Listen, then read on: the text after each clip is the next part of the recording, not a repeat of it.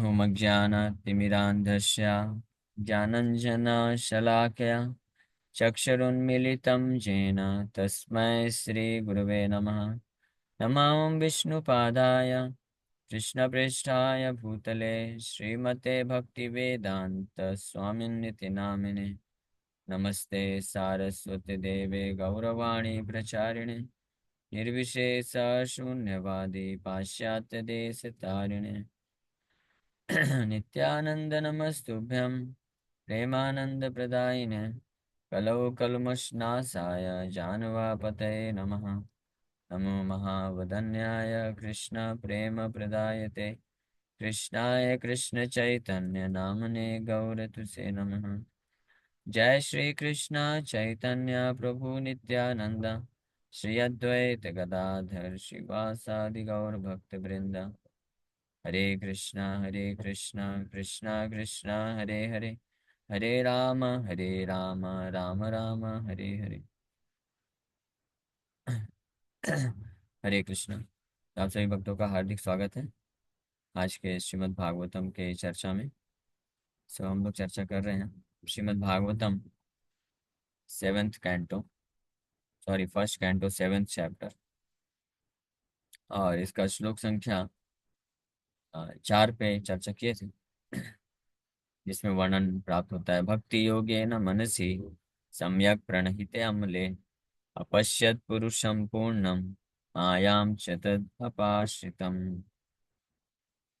तो श्रीला व्यास देव जी अ, श्रीला नारद मुनि के आदेश पे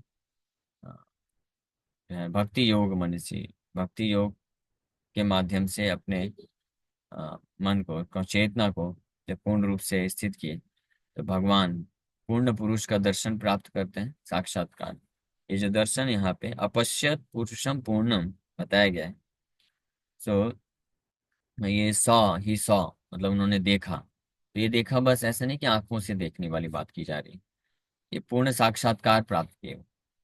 ही कुड अंडरस्टैंड ऑल, समझ भी सके सब कुछ, जिसको तत्व दर्शन बोलते हैं, तत्वदर्शी ना, तत्व दर्शन प्राप्त किए। भगवान को वास्तविक रूप में देखना मतलब तत्व से देखना। तत्वदर्शी जो होते हैं वही वास्तव में देखते हैं। वैसे तो भगवान कृष्ण की प्रकट लीला में कई लोगों ने देखा ना भगवान को। तो कंस ने भी देखा था, दुर्योधन ने भी देखा था, और ऐसे अनेकों असुरों ने भी भगवान को देखा था, दर्शन किया था। लेकिन उसको क्या दर्शन बोलेंगे? उसको दर्शन नहीं बोलेंगे। इट्स जस्ट लाइक, मान लीजिए कि कोई बहुत बड़ा व्यक्ति, फेमस व्यक्ति है। मान लीजिए नरेंद्र मोदी है, प्राइम मिनिस्टर ऑफ इंडिया। वो किसी भारत के किसी गांव में चला जाता है और किसी को मालूम नहीं है कि प्राइम मिनिस्टर कौन है। तो वो नरेंद्र मोदी को देखेगा, सामने हो सकता है देख ले, लेकिन क्या बोल सकते हैं क्या उसने नरेंद्र मोदी को देखा? नहीं बोल सकते हैं। क्यों? देख के भी नहीं देखा, क्योंकि उसको पता नहीं है कि नरेंद्र मोदी प्राइम मिनिस्टर है।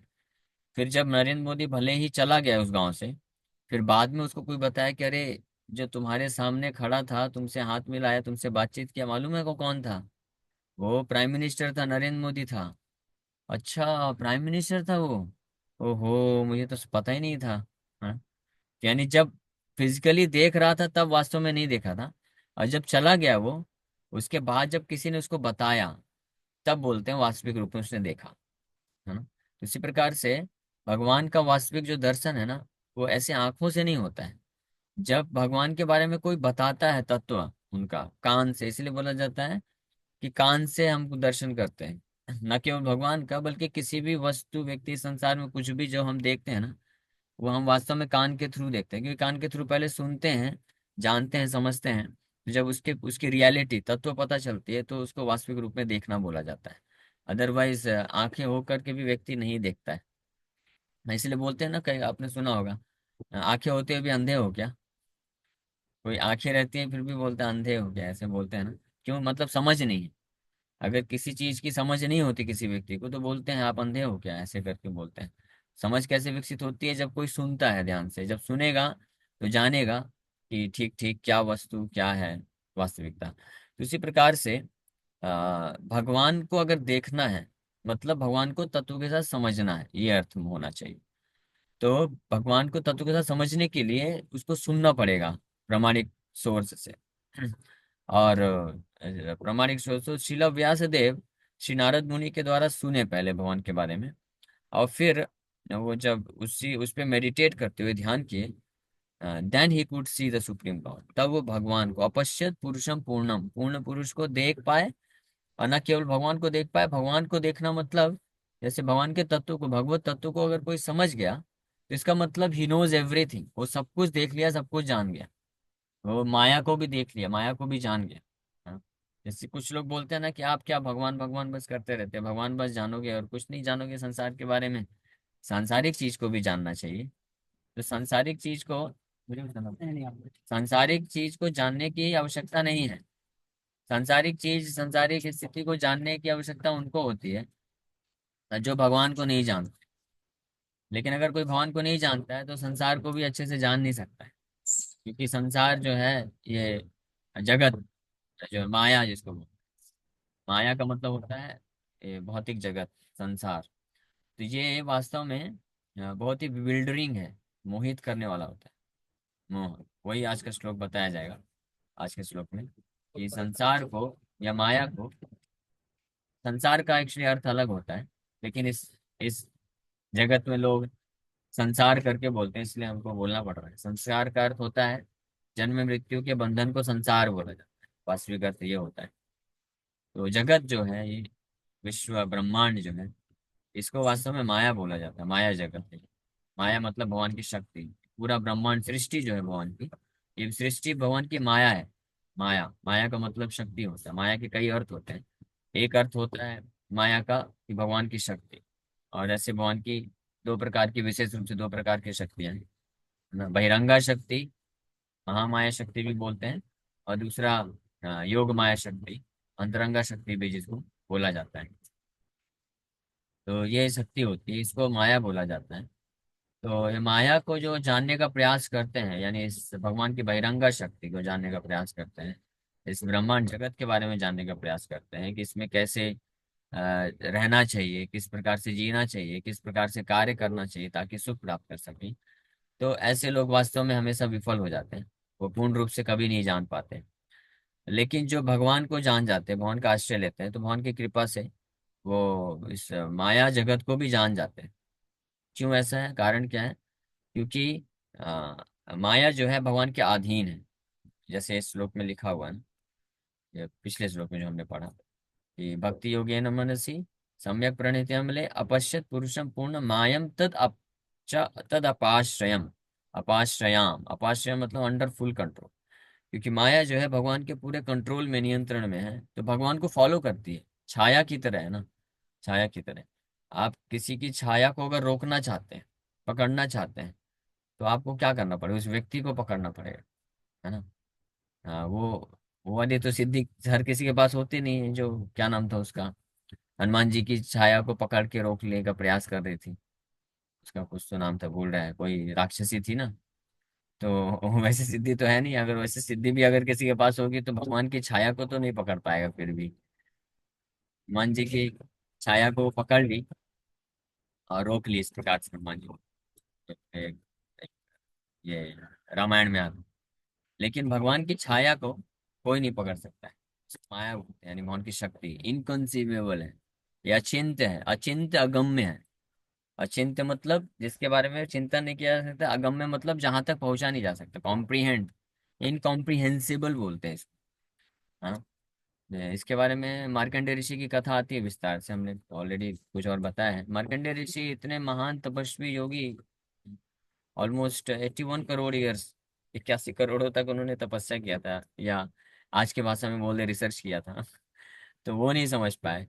तो आज के साइंटिस्ट लोग हैं जो रिसर्च करते हैं, 20 30 40 50 60 70 80 100 साल भी कोई कर लिया, तो क्या समझ पाएगा माया शक्ति को। लेकिन एक भक्त जो होता है, जो पूर्ण रूप से भगवान का आश्रय ले लेता है, तो वो भगवत दर्शन भी हो जाता है उसका, भगवान के बारे में सुन के भगवत तत्व को जान जाता है, समझ पाता है, और साथ ही साथ में माया को भी जान जाता है। हाँ। और माया को जान जाएगा तो फिर माया में फंसेगा नहीं। आप जिसके बारे में अच्छे से नहीं जानेंगे ना, तो उसके चंगुल में फंस सकते हैं। लेकिन अगर आपको पता है किसी जैसे कोई मशीन है, कोई वस्तु है, या कोई व्यक्ति है संसार में, उसके बारे में आपको अगर पता चल गया तत्व के साथ, तो आप फिर नहीं फंसेंगे। मशीन है, गाड़ी है, गाड़ी चलाते हैं, तो अगर किसी को गाड़ी का तत्व दर्शन होगा तो वो अच्छे से गाड़ी चला पाएगा, है ना। जैसे हमारे प्रभु जी अच्छा गाड़ी चलाते हैं, बिल्कुल एक्सपर्ट है, तत्व दर्शन इनको प्राप्त। मुझे बैठा देंगे ड्राइवर की सीट में तो 100 मीटर में जा करके कुछ एक्सीडेंट हो जाएगा। इसी प्रकार से हाँ, तत्व दर्शन जब तक जानेंगे नहीं तब तक हम फंसे रहेंगे, फंसते रहेंगे। इसी प्रकार से माया, माया के जगत से अगर किसी को मुक्त होना है तो माया को जानना पड़ेगा अच्छे से, भली भांति। और माया को जानने के लिए जो है कौन समझ रख सकता है, माया को जानने का जो प्रयास करते हैं वो कभी नहीं समझ सकते हैं, वो हमेशा बिल्डर रहेंगे, मोहित रहेंगे। पश्यन्ति यम योगिना, नहीं, मुह्यन्ति यत् सूर्या, भागवत के पहले ही श्लोक में बताया गया है।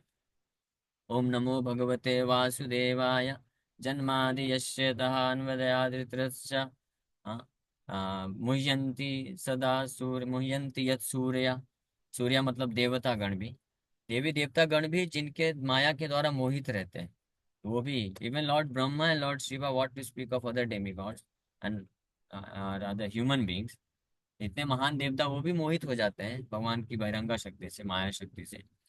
तो बाकी लोग का क्या कहना। तो माया को समझने का प्रयास जो करेगा वो कभी नहीं समझ पाएगा, मोहित रहेगा। लेकिन यहाँ पे बहुत अच्छा परफेक्ट सोल्यूशन बताया जा रहा है कि अगर कोई भगवान को समझ जाता है, भगवान का आश्रय ले लेता है, भगवत दर्शन प्राप्त कर लेता है, तो वो फिर माया को भी अपने आप समझ जाता है, और जैसे माया को समझ गया तो माया में फिर फंसने का चांस नहीं रहता है। इसलिए माया को समझने के लिए, माया जगत को समझने के लिए जो मोहित करके रखती है जीवात्मा को, उसके लिए माया में जाने का आवश्यकता नहीं है। वो दक्ष प्रजापति का फिलॉसफी। जैसे कई बार कुछ लोग बोलते हैं ब्रह्मचारी सन्यासी को, प्रभु जी आप लोग तो गृह गृहस्थी में गए नहीं हैं, आप इतना कैसे जानते हैं, आप कैसे बोल सकते हैं कि इसमें क्या जंजाल है, क्या माया है? तो उधर जाने की आवश्यकता नहीं है, ना ही हमने एक्सपीरियंस किया है। लेकिन शास्त्र से पता चल जाता है, शास्त्र शास्त्र चक्षु, ज्ञान चक्षु, ज्ञान से पता चल जाता है। और भगवत दर्शन जब होता है तो अपने आप माया का जो है, one can see the naked form of maya. Prabhupada ji एक जगह लिखते हैं कि on the stage of God realization, माया के जो है वास्तविक स्वरूप को कोई व्यक्ति देख सकता है। प्रभुपाद जी के पास एक बार एक ऐसा हिप्पी आया व्यक्ति। तो जब प्रभुपाद जी बता रहे थे कि आप लोग ये जो नशा करते हैं ये थर्ड क्लास नशा है, मैं आपको असली वाला नशा देता हूँ, भगवान की भक्ति, हाँ, हरिनाम का नशा। इसको आप लोगे तो you will stay high for ever, हमेशा हाई फील करोगे। ये ड्रग्स वगैरह लेते हैं, शराब, ड्रग्स, इंटॉक्सिकेशन, तो इसका जो नशा रहता है वो कुछ समय के लिए बस हाई हाई फील कराता है, हाई लेके नहीं जाता है, वो लेके नीचे जाता है। लेकिन व्यक्ति को इल्यूजन रूप में, भ्रम में, बस उसको लगता है कि मैं ऊपर जा रहा हूँ, ऊपर नहीं जा रहा है, वो नीचे लेके जाता है और उसको फंसा देता है। क्योंकि क्या करता है कि ये जो नशा है, नशे की चीजें होती हैं, ये व्यक्ति को गुलाम बना देता है, स्लेव बना देता है। तो जब आप गुलाम बन रहे हैं तो आप ऊपर कहाँ जा रहे हैं, हाई कहाँ जा रहे हैं, आप तो नीचे जा रहे हैं ना, और डिग्रेडेशन हो रहा है। लेकिन वो फील ऐसा कराता है, इल्यूजन, इसी को बोलते हैं माया। वो ऐसा फील कराता है कि जैसे व्यक्ति को लगता है कि मैं बहुत हाई जा रहा हूँ, मुझे अच्छा लग रहा है ऐसा। तो प्रभुपाद जी बोले कि लेकिन आप ये थर्ड क्लास इसके चक्कर में मत फंसो, मैं आपको असली नशा देता हूँ भगवान की भक्ति का, उससे you will stay high for ever, आप हमेशा हाई फील करेंगे।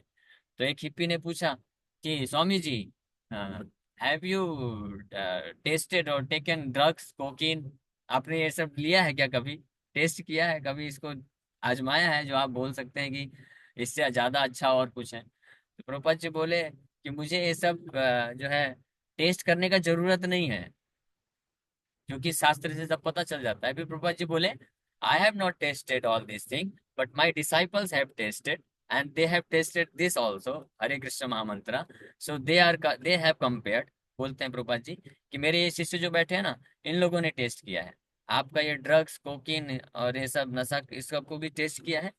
और साथ में जब मैंने हरे कृष्ण महामंत्र दिया, तो इस हरे कृष्ण महामंत्र का और भक्ति को भी टेस्ट किया, और दोनों को कंपेयर करके देखो उन्होंने क्या डिसाइड किया है। बुद्धिमान है वो लोग। तो तुम मूर्ख क्यों बने हुए, तुम भी डिसाइड करो, जल्दी इधर आ जाओ हरे कृष्ण वाले पे, वो सब छोड़ दो। तो है ना, उसी प्रकार से हम बोल सकते हैं कि माया को समझने के लिए, जानने के लिए माया के पास जाने की आवश्यकता नहीं है। अगर कोई भगवान के पास जाएगा तो ऑटोमेटिकली भगवान के दर्शन से, भगवान को अगर समझ गया, भगवत साक्षात्कार जिसको बोलते हैं, तो माया का साक्षात्कार अपने आप हो जाएगा, बिना माया में फंसे। और इस प्रकार का व्यक्ति फिर माया में कभी फंसता भी नहीं, नहीं फंस सकता, वो हमेशा मुक्त रहता है। और भगवत साक्षात्कार प्राप्त करने के लिए जो है बड़ा सरल उपाय है। माया का साक्षात्कार प्राप्त करने के लिए तो माया में जाना पड़ता है, दुख झेलना पड़ता है, उसके बाद भी माया समझ नहीं सकता, कोई साक्षात्कार प्राप्त नहीं कर सकता है। लेकिन भगवत साक्षात्कार, भगवान साक्षात्कार प्राप्त करने के लिए व्यक्ति को बस क्या करना है, बस ऐसे ही श्रीमद् भागवत की कथा को सुनते रहना है। नारद मुनि से वेद व्यास जी सुनते रहे, और नारद मुनि खुद अपना एग्जाम्पल भी बताए। शायद यहाँ पे नेटवर्क से आएगा क्या? हाँ हाँ, दिखाया उधर। थोड़ा 5 मिनट रोक सकते हैं कहीं पे? हाँ, साइड में लगा लीजिए, 5 मिनट में कंप्लीट कर। सो हम नारद मुनि अपने खुद के उदाहरण से इस बात को प्रमाणित करते हैं, साबित करते हैं। बोलते हैं नारद मुनि जब बालक थे, दासी पुत्र थे, कितने साल के, 5 6 7 साल के रहे होंगे, तो केवल उन्होंने क्या किया, शुद्ध भक्तों के माध्यम से श्रवण किया मात्र, श्रवण करते गए, और उससे वो एक बालक भी जो है भगवत साक्षात्कार प्राप्त कर लिया, और माया का साक्षात्कार भी हो गया। सोचिए, भगवान और माया दोनों को जान गया। इसी प्रकार से दूसरे उदाहरण है प्रहलाद महाराज। प्रहलाद महाराज भी क्या किए, वो भी नारद मुनि से बस सुने, और वो भी कहाँ पे सुने, माँ के गर्भ में थे, बाहर भी नहीं आए थे। सोचिए, माँ के गर्भ में रह करके भागवत कथा सुन लिए, और उसी से उनको भगवत साक्षात्कार भी हो गया, कृष्ण को भी समझ गए, तत्वदर्शी बन गए, और साथ ही साथ में माया को भी जान गए। इसलिए जैसे ही बाहर आए, 4 5 साल के बालक थे लेकिन फंसे नहीं। आप उनके प्रवचन सुनिए, 7वें स्कंद में क्या सुंदर प्रवचन देते हैं। ऐसा माया का रियलाइजेशन भी ऐसे बताते हैं कि कैसे लोग माया सुख के पीछे भटक रहे हैं, घूम रहे हैं। माया सुखाय उद्भवतो विमूढ़ान। और ये रियलाइजेशन बताते हैं, साक्षात्कार बताते हैं, जो बिल्कुल जो है सत्य है, माया में कैसे व्यक्ति फंस जाता है। और भगवान का साक्षात्कार बताते हैं कि भगवान कैसे, परम भगवान का नाम रूप गुण लीलाएं जो हैं, वो अमृत के जैसे, अमृत है, पूरा मधुर है। तो ये साक्षात्कार व्यक्ति कोई भी बड़े आसानी से प्राप्त कर लेता है। केवल किसी शुद्ध वैष्णव के माध्यम से भगवान के बारे में शुद्ध रूप में, शुद्ध भाव से अगर ध्यान पूर्वक सुनते जाता है, तो ऑटोमेटिकली साक्षात्कार प्राप्त हो जाता है। और ये साक्षात्कार जब मिल गया, इसको बोलते हैं भगवत दर्शन। और जब भगवत दर्शन हो गया, तो मायम च तदपाश्रयाम हो जाता है। तो तो ये माया जिसको वेद व्यास जी दर्शन किए, देखे, साक्षात्कार प्राप्त किए, इसी का जो प्रभाव है वो इस श्लोक में वर्णन किया जाएगा। आज का श्लोक हमको लेना था, लेकिन अभी समय हो गया, ठीक है, इसको प्रारंभ कर देते हैं। कल इसके बारे में और चर्चा करेंगे। तो माया कैसे, माया का जो फंक्शन होता है, कार्य होता है, यहाँ पे बताया गया है। यया सम्मोहितो जीवो जीवा आत्मानं त्रिगुणात्मकं परो अपि मनुते अनर्थम तत्कृतं चाभिपद्यते। तो यहाँ पे महामाया के फंक्शन को बताया जा रहा है, जो छाया की तरह कार्य करती है, अंधकार की तरह कार्य करती है, जो भगवान के पीछे रहती है। हाँ, जो पिछले श्लोक में बताया गया है कि मायाम च तदपाश्रयाम, यहाँ पे तो बस मायाम लिखा हुआ है, लेकिन ये मायाम रिफर करता है महामायाम, महामाया को, बहिरंगा शक्ति को रेफर करता है, क्योंकि अगले श्लोक में ये बताया जा रहा है, यया, यया मतलब जिसके द्वारा, bye whom। So due to this external energy, the living entity, although transcendental to the three modes of material nature, thinks of himself as a material product and thus undergoes the reactions of material miseries। ये है। यया सम्मोहित जीवा, जीवात्मा है, भौतिक संसार में जो जीव हैं, जिनके द्वारा सम्मोहिता, सम्यक रूपेण मोहिता, पूरी तरीके से इल्यूजन में रहते, पूरी तरीके से इल्यूजन। ये सम्मोहिता का अर्थ क्या है? मोहित होने का मतलब होता है बिविल्डर हो जाना। बिविल्डर का मतलब मोहित हो जाना, या जो सत्य नहीं है उसको सत्य मानना, असत्य सत्य करी माने। हाँ, और या जो सत्य नहीं, असत्य है, उसको सत्य करके मानना। जो सही नहीं है उसको सही मानना, गलत चीज को सही मानना, और सही चीज को गलत मानना, इसको बोलते हैं माया, इसको बोलते हैं मोहित हो जाना, बिविल्डरिंग सिचुएशन होती है ना। तो जो असत्य के प्रति आसक्त हो जाता है और सत्य को त्याग देता है, वो यानी वो मोहित हो गया, बिल्डर हो गया। और सम्मोहित का अर्थ होता है जो पूरी तरीके से बिविल्डर है, यानी जो असत्य है उसी को सत्य समझ करके मानता है, और जो सत्य है उसके बारे में उसको कुछ पता नहीं रहता है। इसको बोलते हैं। तो ये सम्मोहित, सम्यक रूपेण मोहित, पूरी तरीके से बिविल्डरमेंट का अर्थ क्या होता है यहाँ पे जो बताया गया, यया सम्मोहितो जीवा, by whom the living entities are illusioned, completely illusioned, जिसके द्वारा, किसके द्वारा, इस माया के द्वारा। और वो माया कौन सी है? बहिरंगा शक्ति की बात कर रहे हैं। तो ये जो बहिरंगा शक्ति है, ये भौतिक जगत जो बोला जा रहा है, ये भौतिक जगत जिसके इंचार्ज श्रीमती दुर्गा देवी है, तो ये वो बहिरंगा शक्ति भवन की तीन गुणों के द्वारा वो जीवात्मा को क्या करके रखते हैं? परफेक्ट इल्यूजन में रखते हैं, पूर्ण रूप से, पूरी तरीके से भ्रम में डाल देती है माया शक्ति। तो ये पूर्ण रूप से जो भ्रम की स्थिति, ये क्या है? जैसे आप में से कोई भक्त बताएगा, what is that perfect illusion? सम्मोहित अवस्था क्या है? पहचान करना। प्रभु जी, मतलब जैसे ये जो भौतिक जगत है वो सत्य नहीं है, भ्रम है, तो इसको पूरी तरह से सत्य मानते हैं, और आध्यात्मिक जो स्पिरिचुअल है उसको जानते भी नहीं है और मानते भी नहीं है। हरे कृष्ण।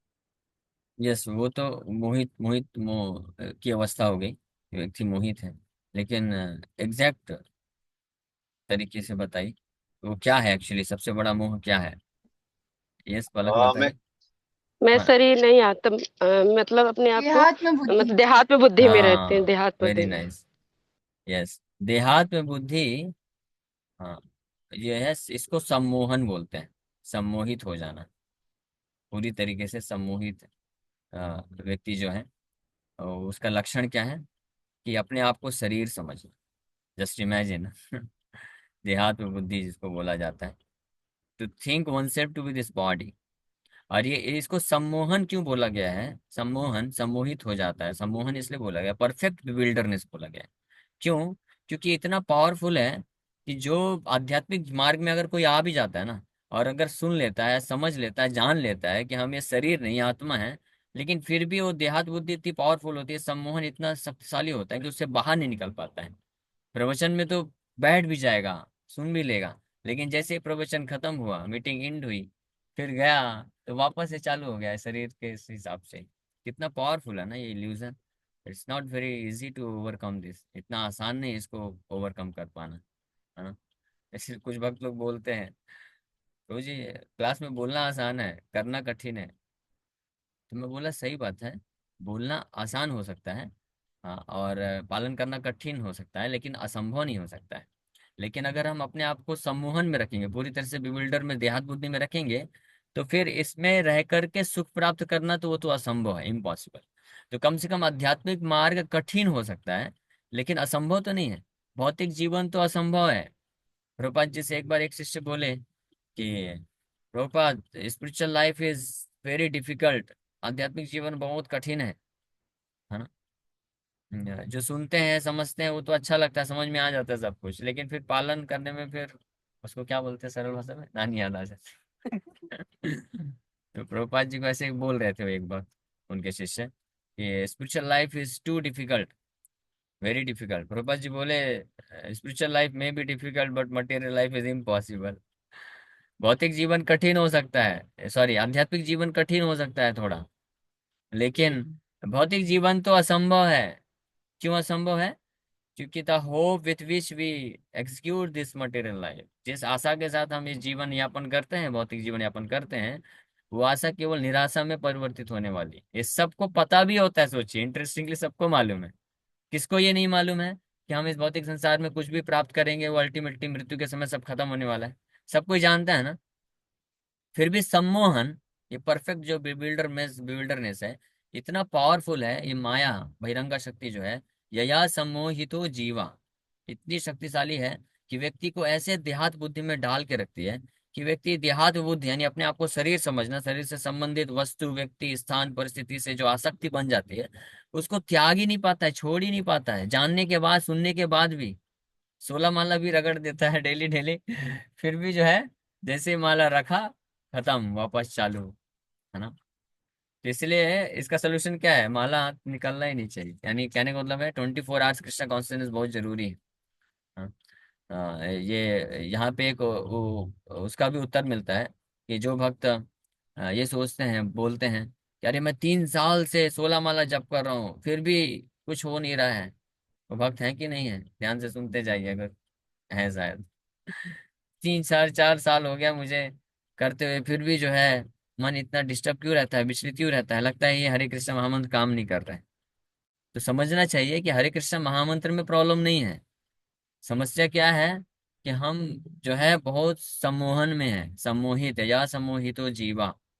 ये देहात बुद्धि इतनी पावरफुल है कि हमको एक्सेस नहीं करने देती है, भगवान का नाम एक्सेस नहीं कर पाते। एक्सेस समझते हैं ना? उपलब्धि, है ना, उपलब्ध नहीं हो पाता है, भगवान का नाम ही हम तक नहीं आ पाता है, इसलिए हम फंस जाते हैं। तो इसे देहात बुद्धि से निकलना बहुत जरूरी है और निरंतर प्रयास करना जरूरी है।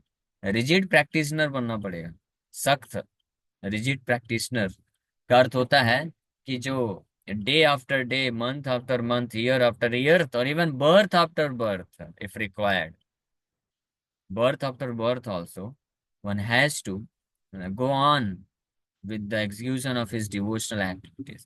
भगवान के ये जो साधन भक्ति है, अपने आप को आध्यात्मिक चेतना में लेके आने का जो प्रयास है, ये दिन, हर दिन, प्रतिदिन, डे आफ्टर डे, दिन के बाद दिन, महीने के बाद महीने, साल के बाद साल, यहाँ तक कि जन्म जन्मांतर तक करना पड़ सकता है। तो करने के लिए तैयार रहना चाहिए, पीछे नहीं आना चाहिए, धैर्य इतना होना चाहिए, निश्चय होना चाहिए, उत्साह इतना होना चाहिए, तब ये हम इसको ओवरकम कर सकते हैं। जैसे कई लोगों ने किया है। भगवान खुद गीता में बोलते हैं कि अनेक बहवा पूता मद भावम आगता। पूर्व में ऐसे अनेकों लोग इस प्रकार से मेरे चरण कमलों का आश्रय लिए दृढ़ता से, और मद भावम आगता, मेरे स्वभाव को प्राप्त किए, मेरे धाम को प्राप्त किए, भौतिक माया से वो मुक्त हो गए हैं, जिससे हर कोई सम्मोहित होता है। तो इससे निकलने का ये सोल्यूशन भी है। It may be difficult but not impossible. ये कठिन हो सकता है लेकिन असंभव नहीं है। लेकिन हमेशा ध्यान रखिए, ये भौतिक जीवन अगर हम चूज करते हैं, हाँ, दुर्भाग्यवश या out of foolishness, don't mind, मैं बस थोड़ा सा स्ट्रेट फॉरवर्ड बोल देता हूँ। लेकिन जो व्यक्ति कृष्ण भक्ति को, कृष्ण आध्यात्मिक मार्ग को या कृष्ण भक्ति को बहुत कठिन सोच करके इसको त्याग देता है और सोचता है कि चलो भौतिक जीवन ही कर लेते कम से कम, तो वो सबसे बड़ा दुर्भाग्यशाली व्यक्ति है और सबसे बड़ा मूर्ख व्यक्ति भी। क्यों? क्योंकि आध्यात्मिक मार्ग भले कठिन हो सकता है, लेकिन एकमात्र ये हमको ऑप्शन देता है, एकमात्र सलूशन तो है कम से कम अपने आप को बाहर निकालने का और वास्तविक रूप में सुखी बनाने का। लेकिन अगर कोई आध्यात्मिक मार्ग को बहुत कठिन समझ करके इसको त्याग देता है और भौतिक जीवन को अपना लेता है, तो मूर्ख इसलिए है क्योंकि भौतिक जीवन तो असंभव है। वो फिर जन्म जन्मांतर तक इसमें फंसा ही रहने वाला है, निकलने ही नहीं वाला है, और कोई सुख की आशा नहीं कर सकता है। क्योंकि भौतिक मार्ग को, भौतिक जीवन यापन को अगर स्वीकार कर लिया, तो निश्चित रूप में बार बार उसको जन्म मृत्यु के चक्कर में फंसना पड़ेगा। हाँ, पाप करेगा तो नरक जाएगा, पशु पक्षी की योनियों को प्राप्त करेगा, और पुण्य करेगा तो स्वर्ग इत्यादि लोकों में जाएगा। लेकिन वहां पे भी जाके क्या करने वाला है? यही इंद्र तृप्ति के कार में फंसेगा और फिर से बिविल्डर होता रहेगा, मोहित ही रहेगा, फिर पृथ्वी लोक में आएगा। तो कभी पुण्य कभी पाप, ये सब करते करते ऊपर नीचे भ्रमण करने वाला है बस, और कुछ नहीं करने वाला है। एंड रिजल्ट क्या है? Displacement zero. एंड रिजल्ट तो जीरो हो गया ना। जन्म लिया, पूरा जीवन भर बहुत कुछ किया, और जैसे मृत्यु हो गया फिर वापस से वहीं पे आ गए नीचे, जीरो। वापस से जन्म लेगा, A for apple, B for bat, Humpty Dumpty sat on a wall, यही सब चालू कर देगा। यही हर करना पड़ेगा ना। जैसे पहले एक पहले के समय में एक प्रकार का पनिशमेंट होता था, राजा लोग देते थे, बहुत भयानक होता था। वो क्या होता था कि एक जो अपराधी होता था उसको एक ऐसा, क्या बोलते हैं उसको, एक स- अ, ऊपर धकेलने के लिए एक लोहे का कोई बहुत बड़ा वो होता था, उसको ऊपर लेके ऐसे से ढकेलता था, और ऊपर पहुंचते पहुंचते वो थक के मारे गिर जाता था, और फिर वापस से वो लोहे का वस्तु ढनक के नीचे गिर जाता था, फिर उसको वापस भेजते थे, जाओ वापस से ढकेलो। तो नेट डिस्प्लेसमेंट क्या है? जीरो है। बार बार उसको, बार बार बस वही मेहनत करना है, फिर नीचे आएगा, फिर करेगा, तो ऐसे करते करते कब तक करता रहेगा? जब तक उसका मृत्यु नहीं हो जाता है। तो ऐसे ही होता है इस भौतिक संसार में। व्यक्ति सुख प्राप्त करने के लिए, भौतिक जीवन में सफल होने के लिए मृत्यु पर्यंत, मृत्यु तक मेहनत करते हैं। जैसे मृत्यु होता है वापस से जन्म मिलता है, फिर वापस से वही प्रयास चालू हो जाता है। फिर मृत्यु होता है, फिर जन्म लेता है, फिर वापस वही प्रयास चालू हो जाता है। तो यह संभव है। इससे अच्छा बुद्धिमानी तो ये है ना कि हम ठीक है, मन और इंद्रियों को संयमित करने में थोड़ा कठिनाई हो सकती है, आध्यात्मिक मार्ग में थोड़ा सा कठिनाई हो सकती है, लेकिन हम ठीक है, झेलेंगे कठिनाई, स्वीकार करेंगे और धीरे धीरे आगे बढ़ेंगे, तो बुद्धिमान कहलाते हैं। ठीक है, तो ये माया का फंक्शन है, यया सम्मोहितो जीवा त्रिगुणात्म। इस श्लोक पे कल और चर्चा करेंगे। अभी समय हो गया तो यहीं पे विराम करते हैं। Thank you very much. Hare Krishna. Hare Krishna. हाँ प्रभु जी, अभी आपने जैसे माया के बारे में बताया कि माया इतनी पावरफुल होती है कि वो हमें हर प्रकार से जकड़ के रखती है। जैसे प्रभु जी, हमें हमें पता है कि हमें आध्यात्मिक जगत में आगे बढ़ना है, भौतिक जगत हमारे लिए कुछ भी नहीं है। लेकिन आध्यात्मिक जगत में होते हुए भी वो माया कहीं ना कहीं हमें अपने पास खींचने का प्रयास करती है। उससे हमें किस प्रकार से बाहर निकलने के लिए प्रेरित होना चाहिए? उसी के लिए तो हमने चर्चा किया कि इससे बाहर निकलने के लिए हमको कॉन्स्टेंटली मतलब लगे रहना चाहिए। भगवत माया से निकलने का सोल्यूशन है भगवान का साक्षात्कार प्राप्त करना जरूरी है। भगवान को जब तक नहीं जानेंगे, नहीं समझेंगे, साक्षात्कार प्राप्त नहीं करेंगे, तब तक माया को नहीं समझ सकते हैं, और इसलिए माया में हमेशा फंसे रहेंगे। और जैसे ही भगवान को समझ गए तो माया भी समझ में आ जाएगी और अपने आप माया से निकल सकते हैं फिर। अब भगवान को समझने का सबसे सरल उपाय कलयुग में बता दिया गया, स्थाने स्थित श्रुतिगतांत अनुमान मनोभी। भगवान को देखने का या समझने का, साक्षात्कार प्राप्त करने का सरल उपाय है कि भगवान के बारे में सुनते जाइए या भगवान को सुनते जाइए। भगवान को सुनते जाइए मतलब भगवान का नाम नाम जप करते हैं, तो इस माध्यम से हम हरे कृष्ण कृष्ण कृष्ण हरे हरे, हरे राम राम राम हरे हरे, भगवान के नाम के रूप में भगवान को सुनते हैं, हृदय में प्रवेश कराते हैं और भगवान के बारे में, भगवान की कथा सुनते हैं। तो ये दो कार्य अगर कोई करता जाए प्रतिदिन, और धीरे धीरे इस प्लेटफॉर्म में आना है कि प्रति क्षण हो सके, हाँ, कीर्तनीय सदा हरि, तो वो फिर निश्चित रूप में भगवत साक्षात्कार प्राप्त कर लेगा। This is the easiest process to become self realise और टू बिकम गॉड रियलाइज, और फिर अपने आप को माया से ओवरकम कर सकते हैं। हरे कृष्ण। यस नीरू माता जी। प्रभु जी धन्यवाद, प्रणाम, धन्यवाद। हरे कृष्ण प्रभु जी, प्रणाम। हरे कृष्ण। प्रभु जी, अगर कोई व्यक्ति भक्ति की शुरुआत में मन से भक्ति नहीं करता है, लेकिन वह जानता है ना कि जीवन का लक्ष्य क्या है और भगवान के प्रति उसकी आसक्ति भी है, तो क्या वह भक्ति के मार्ग में आ सकता है?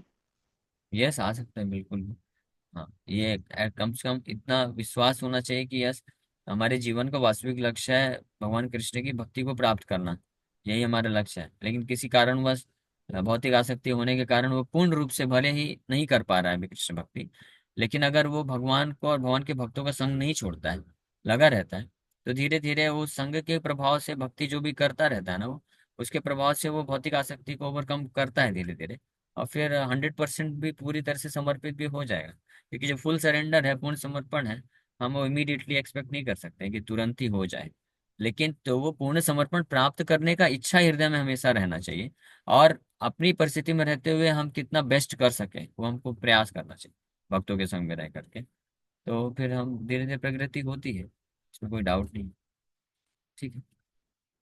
Okay yes. Prabhu ji, thank you. हरे यस रेवती जीवन प्रभु।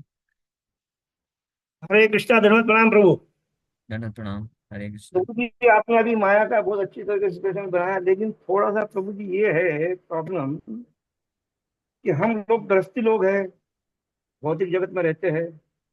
तो माया का जो सिचुएशन है, थोड़ा वो समझाइए कि माया किसे कहते हैं। केवल धन दौलत को ही माया कहा जाता है? लोग समझ गया। समझेंगे कहीं ना उससे अपने को विरक्ति हो गई तो हो गई। माया का थोड़ा सा विवरण से माया का, बताइए माया। हाँ, माया का सीधा सा अर्थ प्रभुपाद जी बताते हैं, ये जो धन दौलत है और ऐश्वर्य है, ये सारी चीजें तो माध्यम बनती है माया की। लेकिन माया का अर्थ होता है कि भगवान से विमुख हो जाना। जिस क्षण अ, हम भगवान के सेवा से विमुख हो जाते हैं, भगवान के स्मरण से विमुख हो जाते हैं, उसको बोला जाता है वो माया है ना? तो हो सकता है कोई व्यक्ति संसार के जो ऐश्वर्य है, भोग है, धन संपत्ति है, ये सबको त्याग दे, संन्यास भी ले ले, लेकिन वो भी माया में हो सकता है अगर वो कृष्ण के नाम रूप गुण लीलाओं के बारे में नहीं जानता है, उनको निग्लेक्ट कर देता है। ऐसे मायावादी सन्यासी लोग भी इसीलिए मायावादी बोला जाता है कि पूरे माया को छोड़ देते हैं लेकिन फिर भी माया में रहते हैं, और भगवान को भी माया समझने लग जाते हैं। तो इसलिए माया से मुक्ति का अर्थ है वो। और दूसरी ओर कोई ऐसा भक्त हो सकता है जो कि पूर्ण रूप से ऐश्वर्य में हो और बाहरी रूप से लगे कि इंद्र तृप्ति में फंसा हुआ है, लेकिन अगर वो पूरी तरह से फुली कृष्ण कॉन्शियस है, कृष्ण की सेवा में पूरी तरीके से लगा हुआ है, तत्पर है, तो वो माया से मुक्त है। अम्बरीश महाराज का उदाहरण है, जो कि चक्रवर्ती सम्राट थे और पूरे राज्य का पालन पोषण कर रहे हैं, और बाहरी रूप से लग रहा है कि जैसे भोग विलास में उनका बहुत सारा नाम सम्मान हो रहा है, इतने बड़े राजा महाराजा हैं, लेकिन वास्तव में क्या है, अपने समस्त इंद्रियों को निरंतर कृष्ण की सेवा में लगाए हुए थे और भगवान की सेवा समझ करके पूरे पृथ्वी का जो है राज्य कर रहे थे। तो वो पूरी तरह से माया से मुक्त। ठीक है, क्लियर है। यस, थैंक यू प्रभु, धन्यवाद, प्रणाम। हरे कृष्ण। यस पलक माता जी, लास्ट क्वेश्चन ले लें। प्रभु जी, हर हर प्रॉब्लम का एक ही सॉल्यूशन है, इंटेंसली जपा करना है, ये सही अंडरस्टैंडिंग है क्या?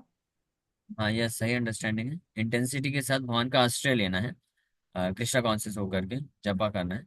और अच्छे से हम जप कर सकें, कृष्णा कॉन्शियस हो सके, कृष्णा भावना भावित होके हम जप कर सके, इसके लिए फिर भगवान का बारे में सुनना भी जरूरी है। साधु और भक्तों का संग भी बहुत अनिवार्य है, उसके बिना ये हो नहीं पाता है, वो भी जरूरी।